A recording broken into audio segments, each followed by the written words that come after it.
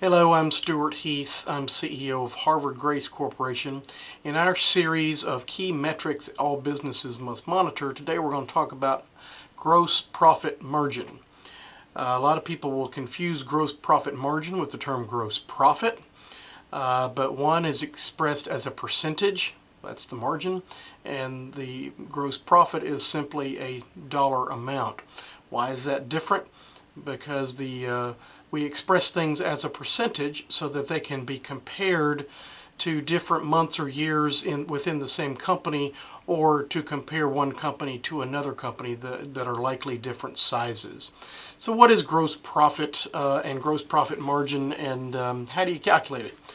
Well, gross profit is simply revenues from the sales of products or services less your cost of goods sold, or cost of sales, which it's sometimes called. Traditionally, cost of goods sold, especially when most businesses were in some sort of manufacturing or a distribution business, cost of sales was nothing more than your cost of the product that you were selling. How much you bought it for, how much it cost you had to get it, and then to ship it. You excluded shipping costs many times from different industries.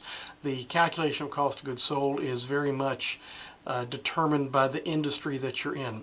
These days, in technical or technology businesses or service businesses, cost of goods sold will many times include the costs of direct labor, the cost of the technology that your customers are interfacing with, the costs of a very specific direct advertising charge, such as a click type advertising that directly led to a sale. So the calculation of cost of goods sold does need to be determined by the industry that you're in. But it's a fairly simple calculation to get net profit, a gross profit margin. And then you can use that to determine your efficiency. You can determine your efficiency changes over time by comparing yourself to prior months or years, or you can compare yourself to other companies in your industry that are similar to you. And if your gross profit margin is higher, then you are more efficient, perhaps a better producer, a better seller than that other company is, or there could be other factors for that.